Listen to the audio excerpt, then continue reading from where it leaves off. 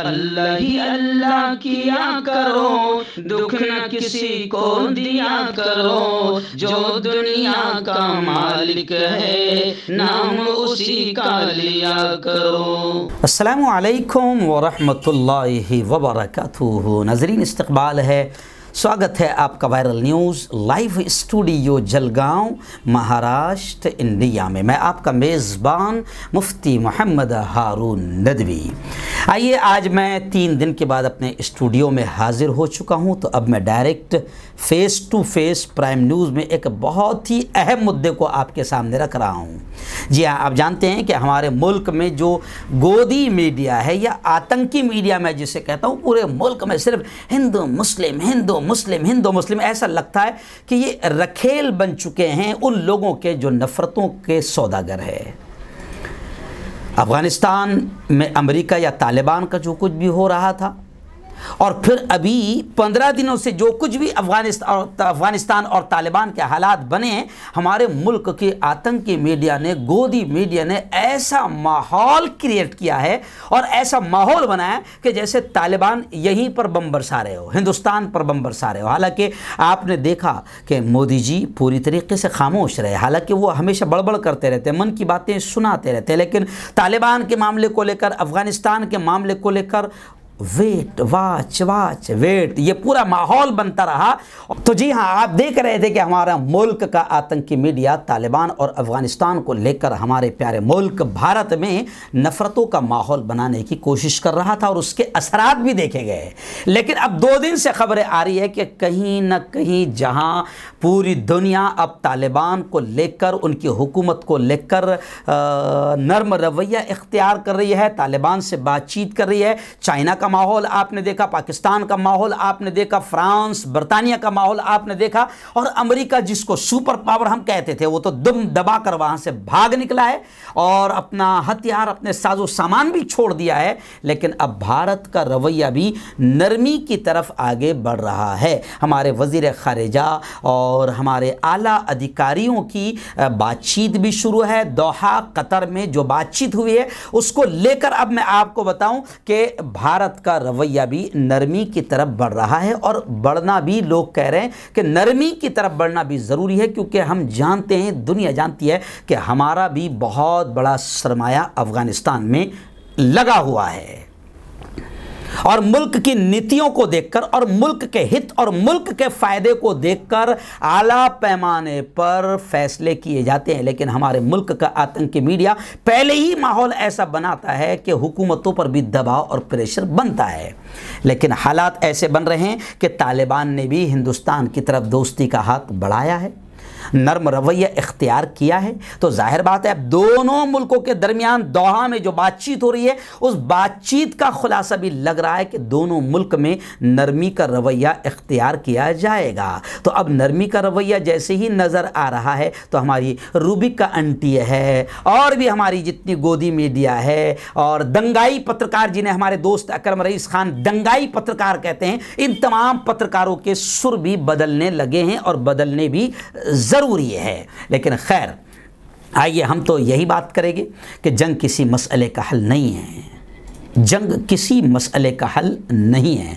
इसलिए दंगाई पत्रकारों से हम कहते हैं, दंगाई चैनलों से हम कहते हैं, आतंकी गोदी मीडिया से हम कहते हैं कि किसी भी मामले को लेकर हिंदू मुस्लिम तुम्हारी नफ़रतों से कितना माहौल बिगड़ता है। उज्जैन में मंजर नज़र आ गया, तुम्हारे नफ़रतों की खबरों से कितना माहौल बिगड़ता है, इंदौर में मंजर नज़र आ गया। जी हाँ, झारखंड के एक मुस्लिम जवान को जो चलती ट्रेन से फेंक दिया गया, यह मंजर नजर आ गया, और तुम कितना मुल्क को तबाह करोगे। इसलिए सबसे पहले तो हम कहते हैं कि जैसे परवीन तुगड़िया जैसा जहरीला सांप अगर कहता है कि मदरसों को बंद कर दिया जाए, मौलवियों को जेल के सलाखों में ठूस दिया जाए, तो मैंने गुज़िश्ता कल ही कहा था कि मैं परवीन तुगड़िया का पूरा खर्च बर्दाश्त करूंगा, इसे 4 महीने जमात में भेजा जाए। मैं परवीन तुगड़िया का एडमिशन की फीस, उसके रहने खाने का खर्चा मैं पूरा बर्दाश्त करूंगा, इसे किसी मदरसे में इसका एडमिशन करवाया जाए। लेकिन परवीन तुगड़िया कोई जाहिल नहीं है, पढ़ा लिखा डॉक्टर है, डॉक्टर परवीन तोगड़िया कहा जाता है, लेकिन पढ़ा लिखा जाहिल है और जानबूझकर शरारतें करता है। तो ऐसे लोग मुल्क में नफरतों का माहौल बना रहे हैं, जबकि अब खबरें ये आ रही है कि अफ़गानिस्तान हो या हिंदुस्तान हो या चाइना हो या पाकिस्तान हो या पूरी दुनिया के तमाम मुल्क है, वो अफ़गानिस्तान और तालिबान की हुकूमत को कहीं ना कहीं खामोश अंदाज में कबूल करने के लिए तैयार हो चुके हैं। तो हमारे मुल्क के दंगाई पत्रकारों ने भी तालिबान को लेकर हमारे प्यारे मुल्क में माहौल को ख़राब नहीं करना चाहिए।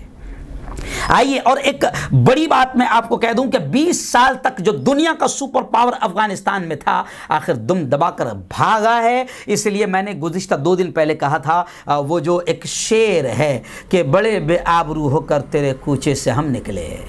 जी हाँ, तो अमेरिका भी बड़ा बेआबरू होकर निकला है और अमेरिका का आखिरी फौजी जब निकला है तो पूरे अफगानिस्तान में जोश व खरोश का माहौल देखा गया। हवाई फायरिंग भी, वहाँ पर लोगों ने हवाई फायरिंग करके जश्न मनाया और साथ ही साथ आप देख सकते हैं कि एक मस्जिद में और खुले मैदानों में भी अफगानिस्तानी और तालिबान के जितने फौजी हैं वो सजदा शुक्र अदा करते हुए रब्बुल आलमीन की बारगाह में सजदा शुक्र भी अदा कर रहे हैं, क्योंकि जो वहां से भागा है अमेरिका, ये मामूली जीत नहीं है, ये मामूली फतह नहीं है। जाहिर बात है कि जश्न भी उस एतबार से मनाया जाएगा क्योंकि दुनिया का सुपर पावर वहां से दुम दबाकर भागने पर मजबूर हुआ है। और खबरें ये भी आ रही है कि हवाई फायरिंग और नारे तकबीर और जश्न फतह के साथ नारे और तकबीरें सुनाई दी और मुल्ला गनी बरादर भी काबुल आ चुके हैं। मैं अफ़गानिस्तान और तालिबान की अपडेट आपको प्राइम न्यूज़ में बता रहा हूँ, क्योंकि आम तौर से इन तमाम न्यूज़ को सही अंदाज में बताया नहीं जाता है या इसको गलत तोड़ मरोड़ कर बताया जाता है। तो मुल्ला गनी बरादर भी काबुल में आ चुके हैं और तालिबान हुकूमत का जल्द मुतवक्के तौर पर यह ऐलान किया जा रहा है कि बहुत जल्द अब तालिबान अपनी हुकूमत का ऐलान कर देंगे। और बड़ी खबर जनाब ये आ रही है कि क़िबला अव्वल बैतुल मुक़द्दस फ़लस्तीन, जहाँ पर बरसों से बमबारियाँ आतंकी यहूद कर रहे हैं, इजराइली कुत्ते वहाँ पर आतंक मचा रहे हैं, अब बड़ी खबर ये आ रही है कि क़िबला अव्वल भी अब बहुत जल्द बाजियाब होगा। क़िबला अव्वल की बाजियाबी के लिए उम्मत मुस्लिमा को इजराइल के खिलाफ मुत्तहिद होने की तलकीन भी की जा रही है कि पूरी उम्मत मुस्लिमा अब क़िबला अव्वल की बाजियाबी के लिए मुत्तहिद हो जाएं।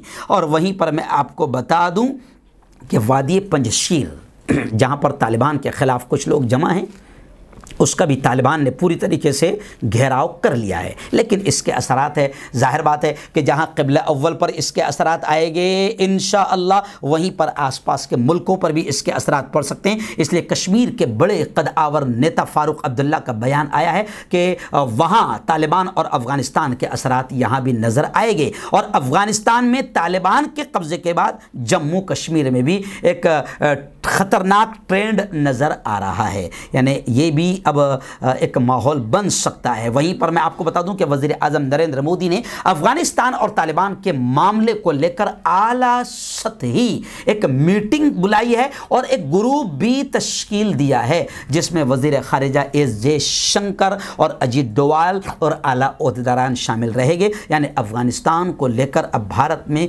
काफ़ी हलचल हो रही है और हमारे वज़ीर आज़म नरेंद्र मोदी जो है वो यकीनन सोच समझकर फैसला करेंगे, इसलिए कि उनकी खामोशियां बता रही है कि वो जल्दबाजी नहीं कर रहे हैं और वो भी नहीं चाहते हैं कि किसी तरह का कोई नुकसान हो। इसलिए फ़ारूक अब्दुल्ला ने यह कहा है कि तालिबान का कहीं ना कहीं असर भारत पर भी ज़रूर पड़ेगा।